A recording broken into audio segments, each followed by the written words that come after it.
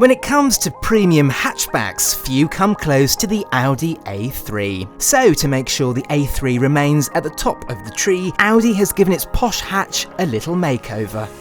Don't worry, it's nothing too major. We've got a new wider grille, we've got new bumpers and new sleeker headlamps with a new day running light design. Whilst at the back, we've got, yes, you've guessed it, a new bumper and new rear lights with optional sweeping indicators if you specify them.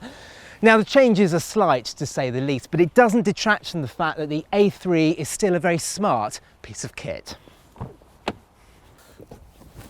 Inside there are even fewer changes than on the outside. The most noticeable difference is the addition of Audi's virtual cockpit. Now we first saw it on the Audi TT and it's appearing on every subsequent new generation of Audi, and it looks really great and it's really easy to use. Elsewhere there are no changes whatsoever, and it's a good thing because the A3's interior is a model of simplicity.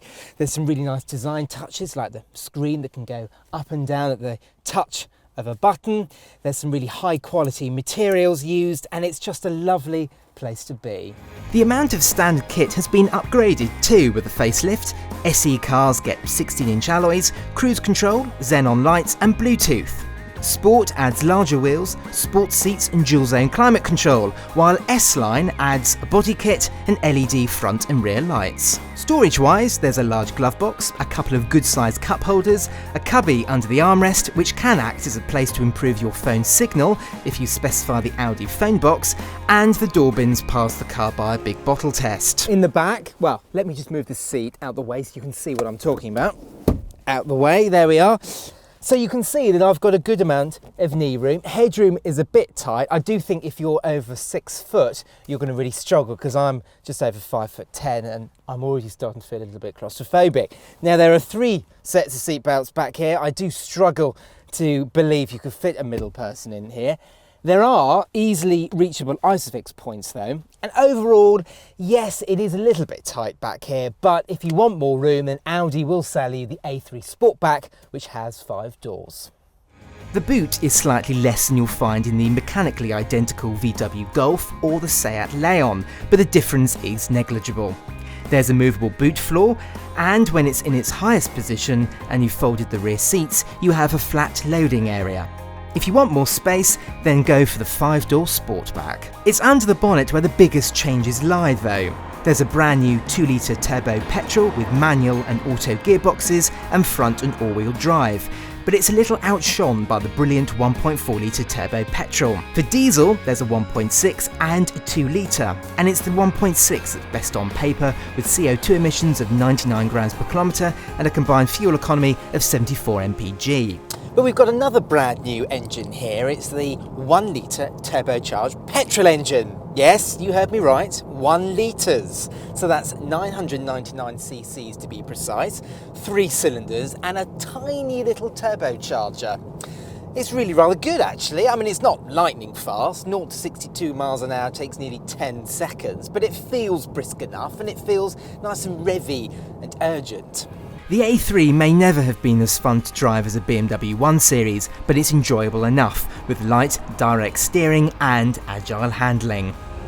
The A3 feels a little bit more fun with this engine. Because it's a lighter engine and consequently the whole car is lighter, it means that when you turn it into a bend, it just feels a lot more responsive. For a conventional hatchback, this car is surprisingly good fun to drive. It's backed up with light and accurate steering, a slick 6-speed gearbox and high refinement levels. Honestly, you really wouldn't know there's a 3-cylinder engine up there. It's so quiet and smooth.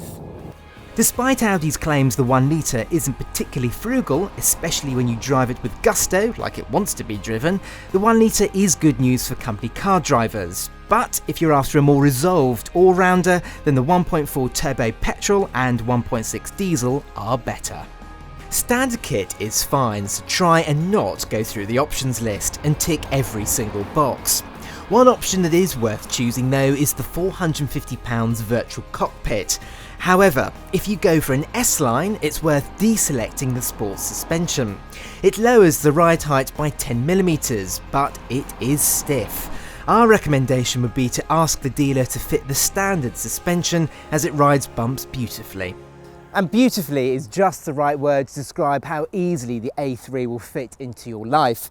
It's classy, well made, good to drive, and has that desirable Audi badge on its nose. Yes, the VW Golf may be a little bit more practical and the BMW 1 Series more fun to drive, but the A3, which practically invented the premium hatchback segment 20 years ago, is still a class act. So if you enjoyed this video, make sure you click at the top for our latest video, and don't forget to subscribe to our channel.